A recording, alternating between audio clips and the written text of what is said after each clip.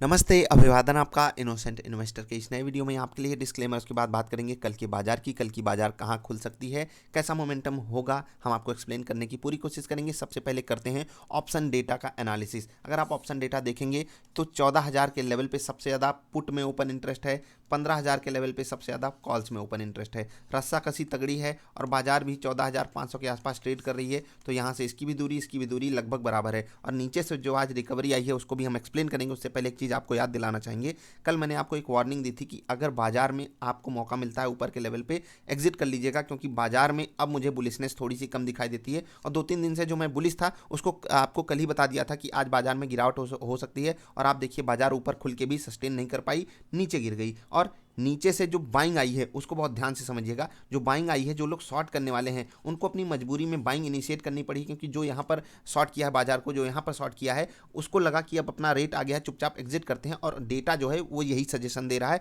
कि यहाँ पर फ्रेश बाइंग हुई नहीं, और जो पहले से शॉर्ट करके बैठे थे वो लोग अपनी पोजीशन को काट लिए, यानी कि बाई कर लिए, और उन्हीं के कारण बाजार में वापस रिकवरी आ गई। बाजार फ्लैट बंद कर गई। ठीक, अब ध्यान दीजिएगा, लगभग 1800 करोड़ रुपए की खरीदारी किन्होंने की है, एफआईआई ने। यहाँ पर वो खरीद क्या रहे हैं, पुट। ध्यान दीजिएगा, इसका ये डेटा आपके लिए बहुत जरूरी है। अगर वो बड़ा प्लेयर यहाँ पर पुट खरीद रहा है, इसका मतलब क्या है, वो आने वाले समय में बाजार को नीचे गिरता हुआ देख रहा है। और ये मैं एग्जैक्टली डेटा कहीं अवेलेबल नहीं होता है, ये अपनी रिसर्च से मैं आपको बातें बताता हूँ। हो सकता है मैं गलत हो जाऊँ, लेकिन यहाँ पर मैं आपको फिर से वार्निंग दे रहा हूँ कि कल का सिनारियो आज भी बन के वापस आ रहा है हमारे सामने।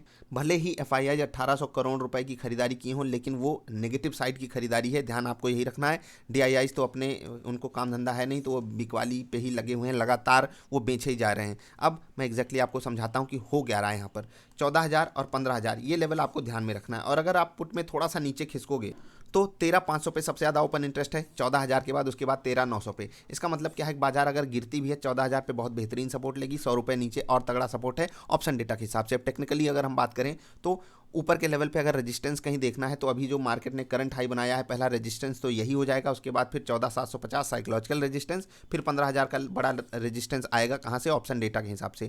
अब टेक्निकली हम बात करते हैं सिर्फ टेक्निकल चार्ट्स पर। अभी आप देखो 14,500 के लेवल से ये बाजार आज की डेट में ऊपर रिकवर कर गई। मुझे लग रहा था क्लोजिंग अगर नीचे हो गई तो ये डेटा एकदम नेगेटिव क्लियर ट्रेंड रिवर्सल का संकेत भी बन सकता है, लेकिन ऐसा कुछ हुआ नहीं।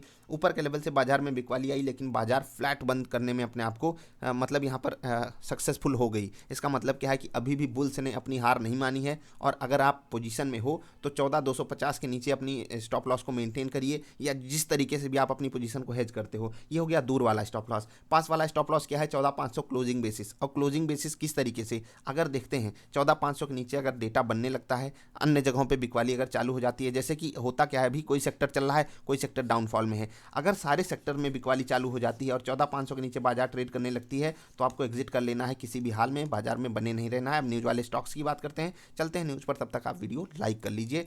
न्यूज़ पर हम आ जाते हैं। जी हाँ, न्यूज़ पर आ गए हैं।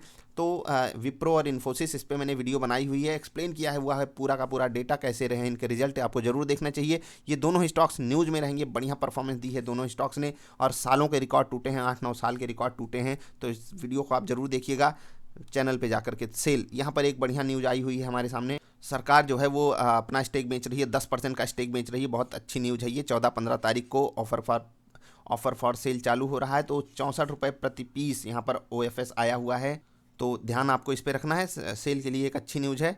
थोड़ा सा अगर आप चार्ट एनालिसिस चाहते हैं तभी आपको दे देते हैं चार्ट पर भी चलकर क्या होगा एग्जैक्टली। इंडसइंड बैंक, यहाँ पर सेबी ने ग्रांट कर दिया है बैंक के प्रोमोटर्स को, जो एक्सटेंशन मांग रहे थे उनको मिल चुका है। ये CNBC TV18 के द्वारा रिपोर्ट है। हम इसका पूरा सवार CNBC TV18 को देना चाहते हैं। और TV18 से याद आया, आपको एक खबर अभी बतानी है, वो खबर बहुत ज़रूरी है, उसको आपको जरूर देखना चाहिए, और ऐसे सावधानी आपको इस बाजार में बरतनी है। 18 फरवरी तक उनको एक्सटेंशन मिल रहा है, तो ध्यान इसी बात पर रखना है। इंडियन बैंक, इन्होंने 6.18% कूपन रेट पे 2,000 करोड़ रुपए बाजार से उठाए हैं। अब ये थोड़ा सा आप यहाँ पर समझिएगा, 6.18% ये ब्याज देते हैं जो भी इनको पैसा देता है। अगर आप FD कराने जाओगे इस वक्त इंडियन बैंक में, 5-5.5% की FD है, और जब आप कूपन रेट 6.18% पे लाते हो तो लोग एफडी छोड़कर ये कूपन खरीद लेते हैं। लेकिन मैं आपको एक चीज़ यहाँ पर वार्निंग देना चाहूँगा, आप ऐसे मामलों में मत फंसा कीजिए, क्योंकि जो आप 6% के कूपन रेट पे जा रहे हो, अगर कुछ ऐसा हो जाता है, यहाँ पर जो सेफ्टी होती है वो बहुत कम होती है एफडी के मुकाबले, यानी कि एफडी ही सबसे ज़्यादा सुरक्षित है। तो अगर आप कूपन वगैरह खरीदते हो किसी भी बैंक के, भले ही वो सरकारी बैंक हो, आपको एक बार के लिए अवॉइड करना चाहिए। तो इस बात पर आपको ज़रूर ध्यान देना है। ठीक, अब आते हैं थोड़ा सा हम बात करेंगे TB18 का ही एक मसला आया है हमारे सामने। 3 नाम हमारे सामने आए हैं, किसके? बीबी, मम्मी और बच्चा। बच्चा शैतान निकल गया और क्या कर रहा था? हम सबको बर्बाद कर रहा था। टीवी पे आकर क्रीम पाउडर पोत करके हम सबको बर्बाद कर रहा था। पैन नंबर भी नोट कर लीजिए, ये सब फ्रॉड है। सेबी ने इन सबको फ्रॉड घोषित कर दिया और इन सबको बाहर का रास्ता दिखा दिया। कहाँ से? सिक्योरिटीज़ मार्केट से। ये कोई ट्रेड नहीं कर सकते, ना इनकी फैमिली ट्रेड कर सकती है। और मैं किसकी बात कर रहा हूँ? वीडियो डाली हुई है इस पर, इसको जरूर देखिएगा। और ये बंदा आकर स्टॉक 2020 सुबह बकबक बकबक करता था अपने रिश्तेदारों को। खुद ये तो पकड़ा गया अपने पैन पे ट्रेड करके, नहीं तो ये पकड़ा कहाँ से जाता मुझे समझ में नहीं आ रहा है। और मैं सेबी से यहाँ पर हाथ जोड़कर गुजारिश करूँगा, हाथ जोड़कर रिक्वेस्ट है, मैं हज़ारों बार यही आप लोगों से भी रिक्वेस्ट करना चाहूँगा कि अपने आसपास फाइनेंशियल लिटरेसी को बढ़ावा दीजिए और ऐसे लोगों से खुद को बचाइए, औरों को भी बचाइए। और सेबी से मैं यहाँ यही गुजारिश करना चाहूँगा कि अच्छे से जांच कीजिए, किसी को मत बख्शिए, क्योंकि अगर आपको अपनी मतलब सही में वैल्यू बनानी है ना, मैं चाहता हूँ कि सेबी यहाँ पर बहुत बहुत डीप जाकर एनालिसिस करे कि कैसे ये पैटर्न बनते हैं, क्यों जब भी कोई स्टॉक ये बड़े बड़े एक्सपर्ट हमको रिकमेंड करते हैं, क्यों वो पहले भाग जाते हैं, आखिर कौन सा जादू हो जाता है उसमें जो वो स्टॉक पहले से ही चलने लगते हैं। कौन खरीदा होता है इतनी हैवी क्वांटिटी में कि स्टॉक भाग जाते हैं, जो 4-4, 5-5, इवन ऐसे ऐसे स्टॉक्स हमको सजेस्ट किए जाते हैं जो 10-10% ऊपर ट्रेड करते हैं। BTST ट्रेड कर करके ये सब रात को खरीद लेते थे, सुबह हमको आकर स्टॉक 2020 में आकर कहते थे कि आप खरीद लो। मैं न्यूज़ 18 मीडिया के खिलाफ बिल्कुल नहीं बोल रहा हूँ, मैं इस बंदे के खिलाफ बोल रहा हूँ, मैं इस सोच के खिलाफ बोल रहा हूँ। और मैं आपसे यही रिक्वेस्ट करता हूँ कि थोड़ा सा सावधान हो जाइए। ऐसे लोगों से अलर्टनेस बहुत ज़रूरी है इस बाज़ार में दिखाना। देख लिए फ्रॉड पकड़ा गया, मैं कितने दिन से ये बातें बोलता हुआ आ रहा हूँ, बहुत बड़े लेवल पे ये फ्रॉड हो रहा था। मैं एक्सप्लेन करूंगा इसको, एक इन डेप्थ एनालिसिस वीडियो इसकी आपके सामने लाऊंगा। ढेर सारे स्टॉक्स के बारे में सेबी ने बताया है और मैं बहुत बहुत धन्यवाद करता हूं जो डेटा हमारे सामने सेबी ने पेश किया है। ये सच में आंखें खोलने वाला है, चौंका देने वाला है। और इस डेटा का एनालिसिस मैं आपको बहुत जल्द वीडियो के माध्यम से दूंगा, उसके लिए चैनल के साथ जरूर जुड़िएगा। अभी हम बात करते हैं कल की बाजार कहाँ खुल सकती है। और FII का जो डेटा बन रहा है वो नेगेटिव साइड में उसको क्यों देख रहा हूँ, क्योंकि FII जो है वो पुट में अपनी पोजीशन बना रहा है अकॉर्डिंग टू मी। अब ये मेरी रिसर्च कहती है FII कुछ और भी कर सकता है। एक स्टॉक पे आपको नजर बनाकर रखनी है। कोटक महिंद्रा बैंक 70% की डिलीवरी उठाई जा रही है और ऐसे नॉर्मल शेयर्स नहीं उठाए जा रहे हैं। 2000 के आसपास का शेयर है। अगर आप एग्जैक्टली बात करना चाहोगे 1900 के थोड़ा सा नीचे अभी ट्रेड कर रहा है। तो सोचिए 2000 रुपये का शेयर, 70% की डिलीवरी, क्वांटिटी की संख्या देख लीजिए, बहुत बेहतरीन है। तो कोटक महिंद्रा बैंक क्या यहाँ पर लेने लायक है? अगर पॉजिटिव बाजार रहेगी, बहुत बेहतरीन लेवल पे ट्रेड कर रहा है इस वक्त।